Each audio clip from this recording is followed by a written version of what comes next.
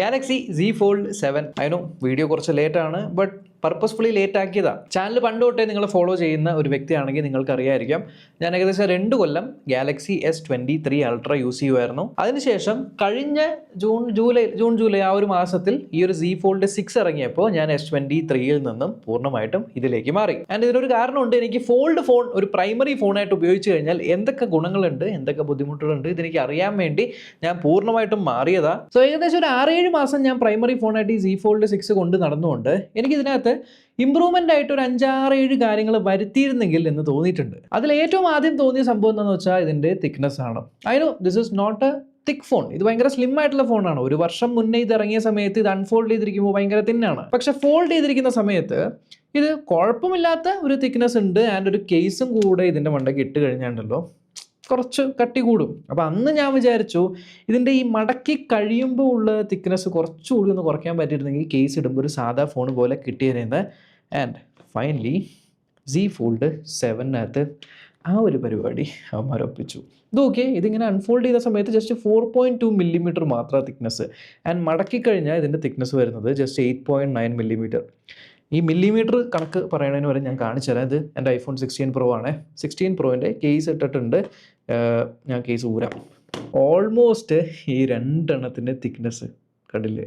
അതായത് നോർമൽ ഒരു candy bar ഫോണിൻ്റെ അതേ ഒരു തിക്നെസ്സിലേക്ക് ഫോൾഡിങ് ഫോൺ വന്നു കഴിഞ്ഞു. ഇനി ഫോൾഡ് 6 വെച്ച് കമ്പയർ ചെയ്യുവാണെങ്കിൽ ഫോൾഡ് 7ൻ്റെ വ്യത്യാസം നോക്കിയേ, പ്രാക്ടിക്കലി ഭയങ്കര വ്യത്യാസമുണ്ട്. ഇത് ഈ സൈഡ് കണ്ടു കഴിഞ്ഞാൽ അറിയാം ആ ഒരു തടി കുറഞ്ഞത്. അൺഫോൾഡ് ചെയ്ത് കഴിഞ്ഞാൽ ഉള്ള ആ ഒരു സ്ലിംനെസ്സും കൂടി കണ്ടു. സോ യെസ്, ഫൈനലി അങ്ങനെ ഫോൾഡ് ഫോണ് നമ്മൾ മടക്കിയിട്ട് ഇതിൻ്റെ കേസ് ഇപ്പം ഇല്ല. ഇതിനൊരു കേസ് ഇട്ട് കഴിഞ്ഞാൽ പോലും ഒരു നോർമൽ ക്യാൻഡി ബാർ ഫോൺ ഉപയോഗിക്കുന്ന ഫീലിലേക്ക് കൊണ്ടുവന്നു. That is A great improvement. As A ഒരു യൂസറിൻ്റെ പോയിന്റ് ഓഫ് വ്യൂ നോക്കുവാണെങ്കിൽ അത് വേണ്ടൊരു ഇമ്പ്രൂവ്മെൻ്റ് ആയിരുന്നു. അതുണ്ട്. സത്യം പറഞ്ഞാണ്ടല്ലോ, ഈ സാധനം ഞാൻ ബോക്സിൽ നിന്ന് എടുത്തിങ്ങനെ പുറത്തെടുക്കുന്ന സമയത്ത് ഇത് ഞാൻ ഇങ്ങനെ എടുത്തപ്പോഴേ ഇത് ഈ സ്ലിംനെസ് കണ്ടു കഴിഞ്ഞാണ്ടല്ലോ ഇങ്ങനെ പറഞ്ഞ് മനസ്സിലാക്കാൻ പറ്റില്ല. നിങ്ങൾക്ക് പറ്റുമെങ്കിൽ ഇതെല്ലാവരും ഈ ഫോൺ വാങ്ങിക്കണമെന്നില്ല, ബട്ട് നിങ്ങളുടെ അടുത്ത് ഏതെങ്കിലും കടയിൽ ഇതിൻ്റെ ഒരു ഡെമോ പീസ് ഉണ്ടെന്നുണ്ടെങ്കിൽ ആ ഡെമോ പീസ് ഒന്ന് എടുത്ത് ഇങ്ങനെ കയ്യിൽ വെച്ച് നോക്കാം കേട്ടോ. ശരിക്കും നിങ്ങളൊന്ന് ഇങ്ങനെ നോക്കിയിരുന്നു, നിങ്ങൾ ടെക് എന്തൂസിയാസ്റ്റ് ആണെങ്കിൽ ഇത് നോക്കിയിരുന്നു ഇത്രമാത്രം സ്ലിമ്മായിട്ടൊക്കെ ഒരു ഫോൺ ഇറക്കാൻ പറ്റുമെന്ന്. ഇത് നോക്കിയേ, ശോ, എനിക്ക് പേടിയാട്ടോ. ഇത് ആക്ച്വലി ഇത് ഭയങ്കര ഫ്രജൈലായിട്ട് തോന്നും, പക്ഷെ നല്ല ഡ്യൂറബിളാണ്. അതായത് protection wise Gorilla Glass Ceramic 2, Gorilla Glass Victus 2 കൊടുത്തിട്ടുണ്ട്. കുറച്ചുകൂടി എൻഹാൻസ്ഡ് ആയിട്ടുള്ള ആർമർ അലുമിനിയം ഫ്രെയിമാണ്, കുറച്ചുകൂടി നല്ല ഹിഞ്ചാണ്. ആൻഡ് ഡിസ്പ്ലേയിൽ കാണുന്ന ആ ഒരു ഹിഞ്ചിൻ്റെ ലൈനില്ലേ, ആ ലൈൻ പോലും ഇത്തവണ നോക്കിയാൽ ഭയങ്കര വിസിബിലിറ്റി കുറവാണ്. ആ ഒരു ലൈൻ കമ്പയർഡ് ടു ലാസ്റ്റ് ഇയറിൻ്റെ ആ ഒരു ലൈൻ നോക്കുമ്പോൾ ഈ ഒരു വർഷത്തെ ലൈൻ ഭയങ്കര ക്രീസ് തീരെ കാണുന്നില്ല. ഇനി അതേപോലെ ഞാൻ ഈ കേസാണ് ഉപയോഗിച്ചിരുന്നത്. ഇത് S Pen കേസാണ്. ഈ കേസിൻ്റെ അവസ്ഥ കണ്ടു കഴിഞ്ഞാൽ മനസ്സിലായി ഞാൻ എന്തോരം ഉപയോഗിച്ചു എന്ന്. S Pen കേസ് ഞാനിത് S Pen കേസ് ഉപയോഗിക്കാൻ കാരണം എന്താ വെച്ചാൽ വലിയ സ്ക്രീനാണല്ലോ, അപ്പോൾ ഇടയ്ക്കിടയ്ക്ക് ഈ S Pen ഉപയോഗിക്കാം. S Pen ഉപയോഗിച്ച് നമുക്കിങ്ങനെ എഴുതാനൊക്കെ പറ്റും. പക്ഷെ നമ്മളൊരു S23, S24, S25 അൾട്ര ഒക്കെ ഉപയോഗിക്കുമ്പോൾ S Pen ഉണ്ടല്ലോ, അത് ഫോണിൻ്റെ അകത്ത് തന്നെ ആയതുകൊണ്ട് അത് നമുക്കൊരു എക്സ്ട്രാ സംഭവമായിട്ട് തോന്നില്ല. ഇത് ശരിക്കും പറഞ്ഞ ഒരു എക്സ്ട്രാ ഫിറ്റിംഗ് ആണ്. ഇത് ഇങ്ങനത്തെ കേസ് തന്നെ മേടിക്കണം, എന്നിട്ട് ഇതിനകത്ത് ഇതിങ്ങനെ കുത്തിവെക്കണം. ആൻഡ് വല്ലപ്പോഴും ഒക്കെ ഇത് തുറന്നു കഴിഞ്ഞാൽ എൻ്റെ യൂസിന് ഞാൻ തുറന്നിട്ട് ഈ പേനയൊക്കെ വെച്ച് ഉപയോഗിക്കാറുള്ളൂ. സോ ഇത്തവണ ഈ ഫോം ഫാക്ടർ ചെറുതാക്കിയതുകൊണ്ട് S Pen സപ്പോർട്ട് എടുത്ത് കളഞ്ഞു. But for me S Pen സപ്പോർട്ടിനേക്കാളും പ്രാക്ടിക്കൽ യൂസിന് കുറച്ചുകൂടെ സ്ലിം ആയിരിക്കുക എന്നുള്ളതാണ് എനിക്ക് importance. So S Pen support എടുത്ത് കളഞ്ഞതിൽ അതെനിക്കൊരു ബുദ്ധിമുട്ടായിട്ട് തോന്നില്ല. ഫസ്റ്റ് ഓഫ് ഓൾ ഉപയോഗം കുറവാണ്. സെക്കൻഡ്ലി അതിനേക്കാൾ എത്രയോ ഇമ്പോർട്ടൻ്റ് ആണ് കുഞ്ഞായിട്ടുള്ള ഫോം ഫാക്ടർ. അപ്പോൾ ഫോം ഫാക്ടറിൻ്റെ പ്രശ്നം സോൾവ് ആയി. ഇനി രണ്ടാമത് എനിക്കുണ്ടായ പ്രശ്നം എന്ന് വെച്ചാൽ ഈ സ്ക്രീനാണ്. Don't get me wrong, this is an amazing screen. പക്ഷേ ഇതിൻ്റെ ആ ഒരു പൊക്കവും നീട്ടവും ഉണ്ടല്ലോ, പ്രത്യേകിച്ച് ഞാനൊരു S23 അൾട്ര പോലെ ഒരു എമണ്ടൻ സ്ക്രീനുള്ള ഒരു വലിയ ഫോണിൽ നിന്നൊക്കെ വരുമ്പോൾ അതിൽ നിന്ന് ഇതിലേക്ക് വന്നപ്പോൾ ഫസ്റ്റ് എനിക്ക് പ്രശ്നം ഉണ്ടായിരുന്നത് അറിയോ? ഇപ്പം നമ്മളിങ്ങനെ ടൈപ്പ് ചെയ്യൂലേ, ഈ ടൈപ്പ് ചെയ്യുന്ന സമയത്ത് കീബോർഡ് കുറച്ച് കുട്ടിയായതുകൊണ്ട് എൻ്റെ ഈ ഇത്രയും വലിയ കൈ കൊണ്ട് ഇത് ടൈപ്പ് ചെയ്യുന്ന സമയത്ത് ഒന്ന് പഠിക്കേണ്ടി വന്നു. കാരണം എനിക്ക് അക്ഷരങ്ങൾ മാറിപ്പോകും. കുഞ്ഞി കീബോർഡാണ്, സോ ട്രാവൽ കുറവാണ്. സോ ഇത്തവണ അത് തന്നെയാണ് ചെയ്തിരിക്കുന്നത്. നോക്ക്, കഴിഞ്ഞ കൊല്ലത്തെ സ്ക്രീനും ഇത്തവണത്തെ സ്ക്രീനും നോക്കുവാണെങ്കിൽ കണ്ടോ സ്ക്രീൻ എത്രത്തോളം വൈഡർ ആക്കിയിട്ടുണ്ടെന്ന്. ഇങ്ങനെ സൈഡ് ബൈ സൈഡ് വെച്ച് കമ്പയർ ചെയ്യണമെങ്കിൽ ഇത് ഓൾമോസ്റ്റ് അല്ല, ഇതൊരു റെഗുലർ ഫോൺ പോലെ. ഇത് 21:9 ആസ്പെക്ട് റേഷ്യോയിലാണ്, which is pretty decent compared to ഈ ഒരു ആസ്പെക്ട് റേഷ്യോ. കണ്ടില്ലേ? ഒരു എക്സാമ്പിളിന് രണ്ടിലും കീബോർഡ് ഓപ്പൺ ആക്കുമ്പോൾ നോക്കിയേ, ഇതൊരു നോർമൽ കീബോർഡ് പോലെയുണ്ട്, ഇത് കുറച്ചുകൂടെ ചെറുതല്ലേ. അപ്പോൾ കീബോർഡ് ടൈപ്പ് ചെയ്യാനും കുറച്ചുകൂടി യൂസ്ഫുൾ ആണ് wider cover screen. So definitely ഒരു നീഡഡ് അപ്ഗ്രേഡ് ആയിരുന്നു ഈ ഒരു സ്ക്രീനിൻ്റെ സൈസ് കൂട്ടുക എന്നുള്ളത്. അത് കൂട്ടിയിട്ടുണ്ട്. ഇനി മൂന്നാമതായിട്ട് ഞാൻ എൻ്റെ ഈ ഫോണിലേക്ക് മാറിയ സമയത്തുണ്ടല്ലോ, ഞാൻ പറഞ്ഞില്ലേ അൾട്ര S23 അൾട്രയിലാണ് വന്നിരുന്നത്. ആ ടൈമിൽ എനിക്ക് തോന്നുന്നു ഓഗസ്റ്റ് മാസത്തിലെന്തോ ഞാൻ ഒരു ബാലി ട്രിപ്പ് പ്ലാൻ ചെയ്തിട്ടുണ്ടായി. ഇപ്പോൾ ബാലി ട്രിപ്പ് എന്നൊക്കെ പറയുമ്പോൾ ഒരുപാട് ഫോട്ടോ ഒക്കെ എടുക്കാനുള്ളതല്ലേ. ഞാനാണെങ്കിൽ എന്ത് ചെയ്തു, ജൂൺ ജൂലൈ മാസത്തിൽ S23 അൾട്ര ഇതിലേക്ക് മാറുകയും ചെയ്തു. അപ്പോൾ എന്നോട് വൈഫ് ചോദിച്ചു, സീരിയസ്ലി ബാലി ട്രിപ്പിന് നീ ഈ ഫോണാണോ കൊണ്ടുവരാൻ പോകുന്നത്? കാരണം ക്യാമറ നമുക്ക് പ്രധാനമല്ലേ, S23 അൾട്ര എടുത്താൽ പോരെ.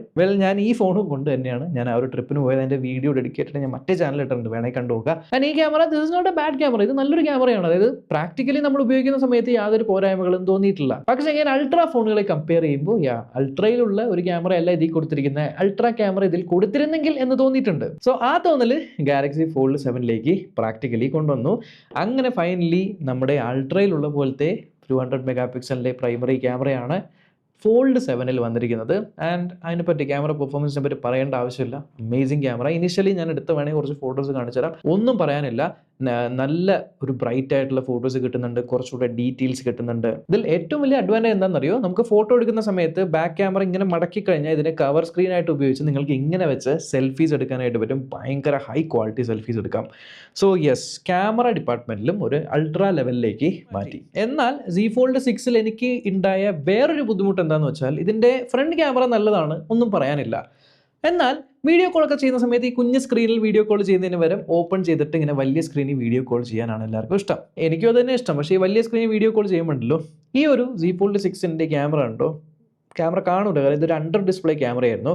എന്നാൽ ഈ അണ്ടർ ഡിസ്പ്ലേ ക്യാമറ ഈ പ്രൈമറി ക്യാമറ വെച്ച് കമ്പയർ ചെയ്യുമ്പോൾ ഭയങ്കര ക്വാളിറ്റി കുറവായിരുന്നു. അപ്പോൾ ഞാൻ വിചാരിച്ചു അണ്ടർ ഡിസ്പ്ലേ ക്യാമറ ഒക്കെ ഓക്കെയാണ്, ബട്ട് പ്രാക്ടിക്കലി നമ്മൾ ഉപയോഗിക്കുന്ന സമയത്ത് വീഡിയോ കോൾ ചെയ്യാൻ ഉള്ളിലുള്ള ക്യാമറ ഒന്ന് മെച്ചപ്പെടുത്തിയിരുന്നെങ്കിൽ. And that is exactly what has happened here. ഇതിനകത്ത് ആ ഒരു അണ്ടർ ഡിസ്പ്ലേ ക്യാമറ മാറ്റിയിട്ട് ഉള്ളിൽ 10 മെഗാ പിക്സലിൻ്റെ ഒരു പ്രോപ്പർ സെൽഫി ക്യാമറ കൊണ്ടുവന്നിട്ടുണ്ട്. ഇത് 110 ഡിഗ്രി ഫീൽഡ് ഓഫ് വ്യൂ ആണ്. സോ ഒരു വീഡിയോ കോളൊക്കെ നിങ്ങൾ ചെയ്യുന്ന സമയത്ത് നല്ല വൈഡ് വ്യൂ ആണ് വരുന്നത്. സോ ഒന്നിൽ കൂടുതൽ ആൾക്കാരൊക്കെ ഇരിക്കുമ്പോൾ സുഖമായിട്ട് നിങ്ങൾക്ക് വീഡിയോ കോൾ ചെയ്യാനായിട്ട് പറ്റുന്ന ടൈപ്പ് ക്യാമറയാണ്. So that is also A great improvement.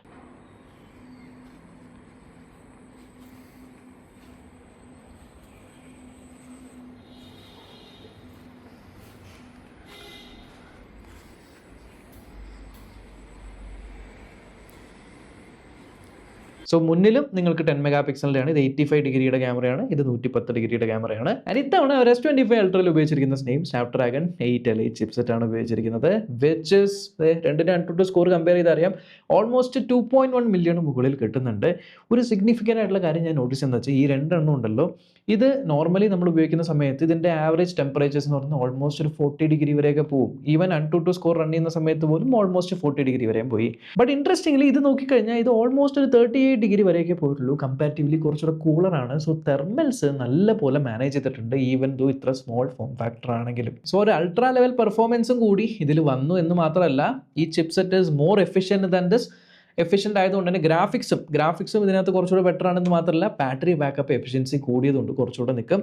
ബാറ്ററിയുടെ കാര്യം പറയുകയാണെങ്കിൽ 2 ഡ്യുവൽ ബാറ്ററിയാണ് വരുന്നത്. ഇതിങ്ങനെ ഓപ്പൺ ചെയ്യുന്ന സമയത്ത് ഇതിൻ്റെ ഈ സൈഡിലും ആയിട്ടാണ് ബാറ്ററി. 4400 mAh ബാറ്ററിയാണ്. ഈസിലി നിങ്ങൾക്ക് 1 ഡേ ഫുള്ള് ലാസ്റ്റ് ചെയ്യും. ഇനി ഫിസിക്കൽ ഓവർവ്യൂവിൽ ചെറിയ മാറ്റങ്ങൾ വരുത്തിയിട്ടുണ്ട്. ഉദാഹരണത്തിന് ഇപ്പോൾ ഇതിൻ്റെ മുകൾ ഭാഗത്ത് ഇത് ഇങ്ങനെയായിരുന്നു, ഇപ്പോൾ മുകൾ ഭാഗം ഇങ്ങനെയാണ്. സൈഡിലാണ് side mounted finger print scanner വരുന്നത്. അത് കുറച്ചുകൂടി സ്ലിമ്മർ ആക്കിയിട്ടുണ്ട്. ഒരു USB-C പോർട്ടിൻ്റെ അത്രയും മാത്രമേ ഉള്ളൂ ഇതിൻ്റെ ആ ഒരു തിക്നെസ്. ആൻഡ് സിം ട്രേ ഇപ്രാവശ്യം മുകളിലാക്കിയിട്ടുണ്ട്. നേരത്തെ സിം ട്രേ ഇതാ ഇവിടെ സൈഡിലായിരുന്നു. ഞാൻ ഇപ്രാവശ്യം നിങ്ങൾക്ക് മൾട്ടിപ്പിൾ ഇ സിംസ് ഉപയോഗിക്കാനായിട്ട് പറ്റും. 2 നാനോ സിം കൂടാതെ മൾട്ടിപ്പിൾ ഇ സിംസ് യൂസ് ചെയ്യാൻ പറ്റും. And out of the box ഇത് 1 UI 8ലാണ് വരുന്നത്. Android 16 ബേസ് ചെയ്തിട്ട് ഇത് ഇവിടെ കണ്ടു. ഇവിടെ ഈവനിങ് ബ്രീഫ് ഒക്കെ എടുത്ത് ഞാൻ നൗ ബ്രീഫിൻ്റെ ഫീച്ചറൊക്കെ ഉണ്ട്. ഇവിടെ നമ്മുടെ യൂട്യൂബിൽ ലേറ്റസ്റ്റ് വീഡിയോസ് വെതർ കാര്യങ്ങളൊക്കെ കാണിച്ചു തരുന്നുണ്ട്. ആൻഡ് ഓവറോൾ മൾട്ടി ടാസ്കിങ് കാര്യങ്ങളൊക്കെ ഓൾറെഡി സാംസങ്ങിൻ്റെ സ്മൂത്ത് ആണ്. അത് കുറച്ചുകൂടി ഒപ്റ്റിമൈസ് ചെയ്തിട്ടുണ്ട്. ഗാലറിക്കകത്തൊക്കെ നിങ്ങൾക്ക് ഇതേപോലെ എഡിറ്റ് സജഷൻസ് ഒക്കെ വരുന്നുണ്ട്. ഇപ്പോൾ ഈ ഒരു ഫോട്ടോ ഞാൻ എടുത്തിട്ടുണ്ടെന്നുണ്ടെങ്കിൽ അതിനകത്ത് റിഫ്ലക്ഷൻ റൈസ് ചെയ്യാനും ബാക്ക്ഗ്രൗണ്ട് ബ്ലർ, ഇവിടെ ലൈവ് എഫക്റ്റിൻ്റെ ഓപ്ഷനൊക്കെ ഉണ്ട്. നമുക്ക് ഈ ഒരു ഫോട്ടോനെ 3D ഇമേജ് ആയിട്ടൊക്കെ മാറ്റാൻ പറ്റുന്ന, ഇത് കണ്ടില്ലേ, ഇത്തരത്തിൽ കറങ്ങി കളിക്കുന്ന 3D ഇമേജ് ഒക്കെ ആയിട്ട് മാറ്റാൻ പറ്റും. ഓൾസോ ദ ഓഡിയോ എറൈസറിൻ്റെ ഓപ്ഷൻ വന്നിട്ടുണ്ട്. അതിനകത്തും AI വന്നിട്ടുണ്ട്. സോ ഓട്ടോമാറ്റിക്കലി AI ഇത് റെക്കഗ്നൈസ് ചെയ്തിട്ട് എന്തൊക്കെ ടൈപ്പ് ഓഫ് നോയ്സുകളാണ് ഇതിനകത്തുള്ളത് എന്ന് കണ്ടുപിടിച്ചിട്ട് അത് ഓട്ടോമാറ്റിക്കലി നിങ്ങൾക്ക് എറൈസ് ചെയ്ത് കളയാനായിട്ട് പറ്റുന്ന ഫീച്ചർ. പിന്നെ power button press and hold ചെയ്ത് കഴിഞ്ഞാൽ നിങ്ങൾക്ക് വരാൻ പോകുന്ന അസിസ്റ്റന്റ് ഗൂഗിൾ ജെമിനി അസിസ്റ്റന്റ് ആയിരിക്കും. Set an alarm for today at 6:30 and remind me to call my friend tonight at 8 o'clock. And what is the shortest distance between Taj Mahal and Qutub Minar? An alarm has been set for 6:30 p.m. today, and a reminder to call your friend has been added for 8 p.m. tonight. The shortest road distance between Taj Mahal and Qutub Minar is approximately 212.8 kilometers. This drive would take about 2 hours and 35 minutes. So കണ്ടില്ലേ, സാംസങ്ങിൻ്റെ ക്ലോക്കിനകത്ത് alarm വെച്ചു, സാംസങ്ങിൻ്റെ റിമൈൻഡറിനകത്ത് reminder വെച്ചു, അതിനിപ്പം date വന്നു. So അങ്ങനെ multiple ടാസ്കുകൾ ചെയ്യാനായിട്ട് പറ്റും. ഞാൻ അതേപോലെ ജെമിനി ലൈവും ഉണ്ട്. സോ നിങ്ങൾക്ക് ലൈവായിട്ട് സംസാരിക്കാം. ജെമിനി, എൻ്റെ സബ്സ്ക്രൈബേഴ്സിനോട് ഒരു ഹായ് പറയാമോ? തീർച്ചയായും. ഹായ് കൂട്ടുകാരെ, ഞാൻ ജെമിനി. നിങ്ങളുടെ എല്ലാ സംശയങ്ങൾക്കും മറുപടി നൽകാനും നിങ്ങളോടൊപ്പം സംസാരിക്കാനും എനിക്കിഷ്ടമാണ്. എന്തെങ്കിലും ചോദിക്കാനുണ്ടെങ്കിൽ മടിക്കാതെ ചോദിക്കാവുന്നതാണ്. കണ്ടില്ലേ, ഈ വക പരിപാടികളൊക്കെ പറ്റും. പിന്നെ ഓൾസോ അതേ നമ്മൾ ഹോം ബട്ടൺ ഇങ്ങനെ പ്രസ് ആൻഡ് ഹോൾഡ് ചെയ്ത് കഴിഞ്ഞാൽ circle to search that is also there. ഇതിനകത്ത് 7 ജനറേഷൻ്റെ OS അപ്ഡേറ്റ്സും 7 കൊല്ലത്തെ സെക്യൂരിറ്റി അപ്ഡേറ്റും വരുന്നുണ്ട്. എൻ്റെ കയ്യിലുള്ള വേരിയൻ്റ് എന്ന് പറഞ്ഞാൽ 12 GB RAM and 256 GB variant ആണ്. ഇതിൻ്റെ ബോക്സിനകത്ത് ആക്ച്വലി ഫോൺ ഉണ്ട്, പിന്നെ type C to type C cable ഉണ്ട്, സിം എജക്ടർ ടൂളും അതേപോലെ കുറച്ച് ഡോക്യുമെൻറ്റേഷൻസും ഉണ്ട്. 25 വാട്ടിൻ്റെ ഫാസ്റ്റ് ചാർജിങ് ആണ് ഇത് സപ്പോർട്ട് ചെയ്യുന്നത്. നിങ്ങൾക്ക് 25 വാട്ടിൻ്റെ PD ചാർജറില്ലേ അത് യൂസ് ചെയ്യാം. ആൻഡ് വയർലെസ് ചാർജിങ് അവൈലബിൾ ആണ് ഇതിനകത്ത്, പ്ലസ് റിവേഴ്സ് വയർലെസ് ചാർജിങ്ങും ചെയ്യാനായിട്ട് പറ്റും. ഞാൻ ഈ ഒരു കളർ എനിക്ക് ഭയങ്കരമായിട്ട് ഇഷ്ടമായി. എന്ത് രസമാണെന്ന് നോക്കിയാൽ ഒരു ഇതിനെ ബ്ലൂ ഷാഡോ എന്നാണ് വിളിക്കുന്നത്. And design is subjective. കഴിഞ്ഞ കൊല്ലത്തെ ഈ ഒരു ക്യാമറ റിംഗ് മൊഡ്യൂളിനെക്കാളും എനിക്ക് ആക്ച്വലി ഇഷ്ടപ്പെട്ടത് ഈ ഒരു പഴയ ക്യാമറ റിംഗ് മൊഡ്യൂളാണ്. So that is also nice. Latest wifi and Bluetooth 5.4 NFC support എല്ലാം തന്നെയുണ്ട്. അപ്പോൾ ഇതാണ് എൻ്റെ ഒരു ഇനിഷ്യൽ ഇംപ്രഷൻ. സോ എനിക്ക് Z Fold 6-ലുണ്ടായ പ്രധാനപ്പെട്ട എല്ലാ പ്രശ്നങ്ങളും സോൾവ് ആക്കി ഒരു അൾട്രാ ഫോൺ ലെവലിലേക്ക് എത്തി. Z Fold 7 എന്തായാലും നല്ലൊരു മേജർ അപ്ഗ്രേഡ് തന്നെയാണ് ഇത്. എന്തായാലും ഇത് കുറച്ചധികം നാൾ യൂസ് ചെയ്തിട്ട് ഒരു യൂസ്ഡ് റിവ്യൂ നമ്മൾ ചാനലിൽ ഇതിൻ്റെ അപ്ലോഡ് ചെയ്ത പോലെ തന്നെ അപ്ലോഡ് ചെയ്യുന്നതായിരിക്കും. അത് കാണാനും മറക്കണ്ട. So until next time, by.